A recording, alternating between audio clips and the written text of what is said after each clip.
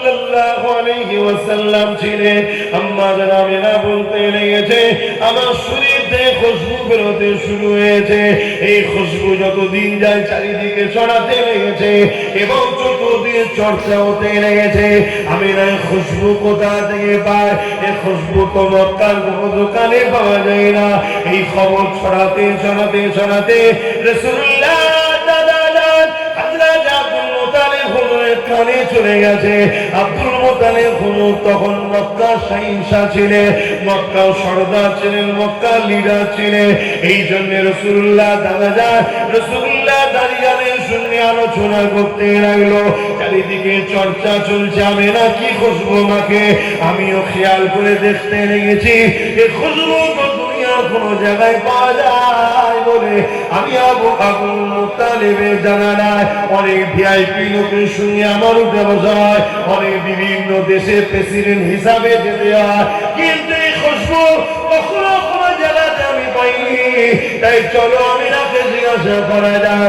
রাসূলুল্লাহ দাদি যেন বলতে লেগেছে আমি আপনাকে বলবো মনে করি, কিন্তু আপনি কাজে ব্যস্ত বলে হয় না।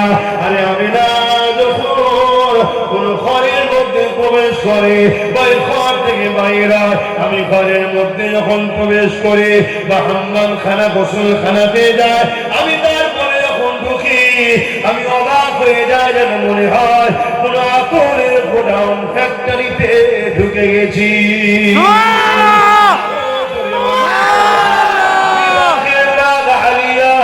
আমাদের আম্মা জানেরা রাসূলুল্লাহ শরীর থেকে যখন পাসিনা বেরোতো ওই পাসিনাকে হাতে করে চেঁচে চেঁচে নিয়ে পাত্রের মধ্যে রেখে দিয়ে ওই পাসিনা যখন কেউ কোনো বিবাহ অনুষ্ঠানে যেত, কোনো মাহফিলে যেত, কোনো এমন জায়গায় যেত, তখন ওই পাসিনা তাকে লাগিয়ে দেওয়া হতো।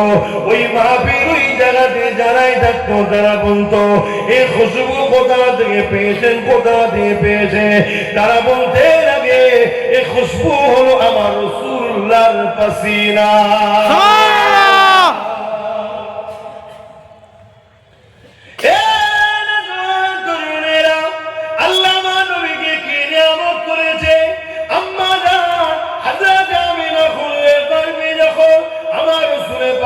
সাল্লাল্লাহু আলাইহি ওয়াসাল্লাম ছিলেন।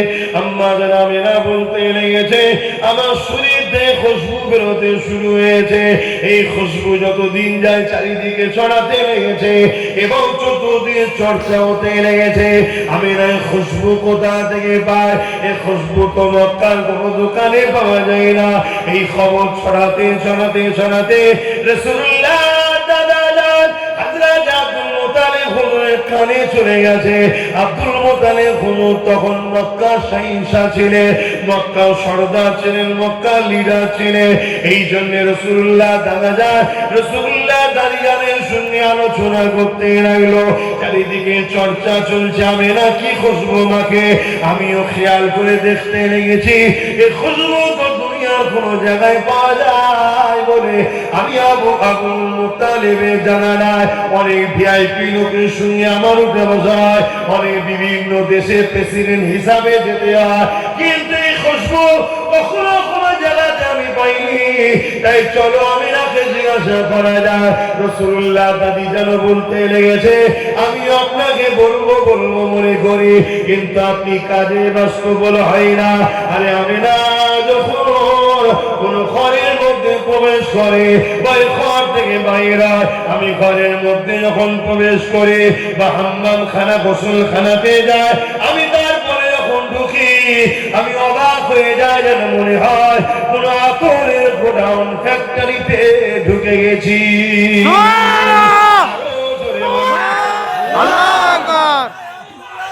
জিন্দাবাদ জিন্দাবাদ হাত তুলে লাব্বাইক ইয়া রাসূলুল্লাহ ইয়া রাসূলুল্লাহ ইয়া রাসূলুল্লাহ। হুজুর আমরা আছি আপনার গোলাম, আপনার জন্য হুজুরের গোলাম হও, হুজুরের গোলাম হও। আম্মা জান আমিনা হুজুরকে ডাকা হলো। আজান হয়ে গেছে ভাই, সংক্ষেপ করবো একটু মন দিয়ে শুনে।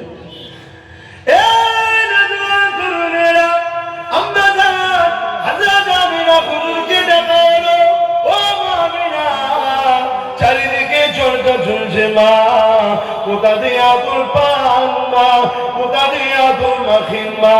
আম্মা জান আমিনা বলতে লেগেছে, এ আতর আমার নয়, আমার গর্ভে যিনি রয়েছে এ আতর হলো তিনার শরীরের খুশবু। সুবহানাল্লাহ, সুবহানাল্লাহ। সেই নবী 1400-1500 বছর আগে যেসব জায়গাতে ঘুরেছে এখনো সে জায়গা থেকে রাসূলুল্লাহর পাসিনার খুশবু পাওয়া যায়। বললেন না সুবহানাল্লাহ। এটা আজকে বুঝুন, কোথা সুবহানাল্লাহ বলতে হয়, কোথা নাউজুবিল্লাহ বলতে হয়, কোথা আল্লাহ আকবার বলতে হয়। জলসা তো অনেক হচ্ছে, এগুলো ভাবুন, বুঝুন, শিখুন। এই বিষয়ে আরো একটা কথা আপনাদেরকে মনে করে যেটু বলে যায়। ইকরামা আবু জেহেলের ছেলের নাম ইকরামা। আমার নবীর কঠিন দুশমন ছিল আবু জেহেল, আবু জেহেলের ছেলে ইকরামা আমার রাসূলুল্লাহ দুশমন ছিল, বাপ বেটা নবী পাকের বিরুদ্ধে ছিল তখন ইকরামা এবং তার বাপ আবু জেহেল। আবু জেহেল আইন করেছে মুহাম্মদ রাসূলের কাছে যে যাবে তাকে মৃত্যুদণ্ড দেওয়া হবে। যেমন আজকে অনেক নেতারা আইন করে আব্বাস সিদ্দিকীকে জলসায় আনা যাবে না, আব্বাস সিদ্দিকীর কাছে গেলে চড় পাটায়, ধরে লিয়ায় তাকে। কি জুলুম করে না করে? করে। অসুবিধে কিছু নেই। সেদিন রাসূলুল্লাহর বিরুদ্ধে আবু জেহেল লেগেছিল, আজকে নবীর গোলাম আব্বাসের বিরুদ্ধে আবু জেহেলের চালান লেগেছে। অসুবিধে কি আছে? আপনাদের অসুবিধা আছে না? আমার কোনো অসুবিধা নেই। যতদিনের জন্য আল্লাহ পাঠিয়েছে ততদিনই থাকবো। কোন মায়ের বেটা নেই একদিন আগে নিয়ে যেতে পারে আব্বাসকে। শুনছেন? যতদিনের জন্য এসেছি, কে পাঠিয়েছে? আল্লাহ। যতদিনের জন্য পাঠিয়েছে ততদিনই থাকবো। পুরো দুনিয়া যদি এক জায়গায় হয়ে যায় 1 মিনিট আগে নিয়ে যেতে পারবে না, 1 মিনিট। এটাই হলো আল্লাহর পাওয়ার। সেই আল্লাহর উপর ভরসা রাখো যুবক, ঘাবড়াও নি। ভুল করেছো তওবা তিল্লা করে চেঞ্জ হও, পরিবর্তন হও। অকুনু মাস-সাদিকিন, সত্যবাদীদের দলভুক্ত হও, সত্যবাদীদের সাথ দাও। চরিত্রবান, ভদ্র, নম্র আহলে রাসূল কুরাইশদের নেতৃত্ব মানো।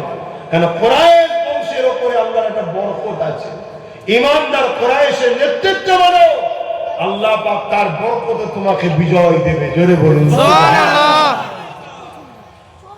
আমার রাসূলুল্লাহর কথা, আমার কথা না।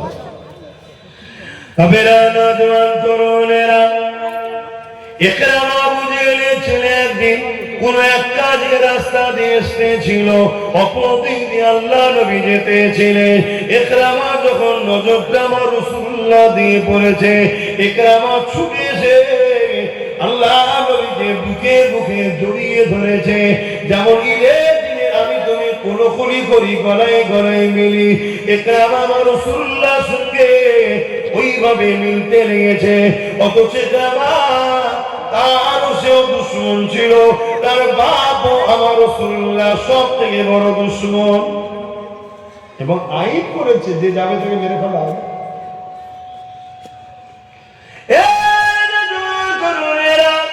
এই খবরটা আবু জেহেলের কাছে চলে গেল।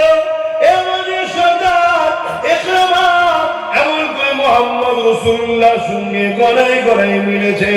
এই খবরটা শুনে আবু জেহেল রেগে গিয়ে ইকরামাকে ডাক দিয়েছে, ইকরামা কি শুনছেন, সত্য না মিথ্যা? ইকরামা বলছে, হ্যাঁ যেটা বলছেন সত্য শুনেছে। আমি বুঝতে পারিনি মুহাম্মদ রাসূলুল্লাহকে দেখার পরে কেমন যেন একটা হয়ে গেল, আমি নিজেকে কন্ট্রোল করতে পারলাম না। সে আমাদের দুশমন জানার পরও আমি তিনাকে গিয়ে জড়িয়ে ধরে ফেললাম। এই কথা শুনে আবু জেহেল বলতে লাগলো, ইকরামা রে, তুমি যতই সাফাই দাও না কেন, এই সমাজে মুহাম্মদ রাসূলুল্লাহর কাছে কেউ গেলে তাকে মৃত্যুদণ্ড দেওয়া হবে ঘোষণা হয়ে গেছে। এই যদি তোমাকে এখন মেরে না ফেলি তাহলে আমার আইন থেকে জনগণ ভয় করবে না। শুনছেন? ক্ষমতা টিকাবার জন্য যে মেরে ফেলা কাজ, এটা আবু জেহেলের কাজ। আজকে এরকম আবু জেহেল আছে না? আছে। দেশের মাথায় তো আবু জেহেল বসে আছে। কি? আর আমার রাজ্যের মাথায় আবু জেহেলের বোন, কি? হিন্দা বসে আছে। হিন্দা বুঝলেন না? বুঝতে পারেন? হ্যাঁ,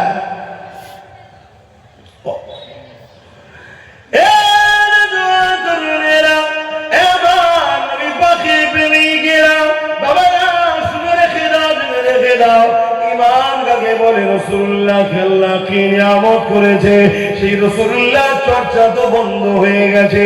আজকে দুনিয়ার মানুষ আমার রাসূলুল্লাহ দের দূরে সরে যাচ্ছে। এমনি এমনি সরে যায়নি গো, আমাদেরকে সরানো হচ্ছে প্ল্যান মাপে। রাসূলুল্লাহর আলোচনাও তো বন্ধ হয়ে গেছে।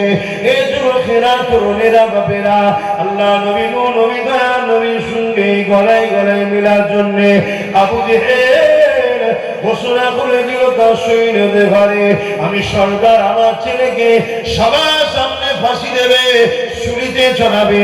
এটা একটা কেমন অপমান, মৃত্যু কোট লাগে। এই জন্য আমার ছেলেকে জঙ্গলে নিয়ে গিয়ে বেঁধে দাও, হিংস্র পশুরা তাকে ছিঁড়ে ছিঁড়ে খাবে। কথা মতো নিয়ে গিয়ে আমাকে বেঁধে দেওয়া হলো। এইদিকে তারা চলে আসলো জঙ্গল থেকে, চারিদিকে হিংস্র পশুরা একের পর এক আসতে লেগেছে।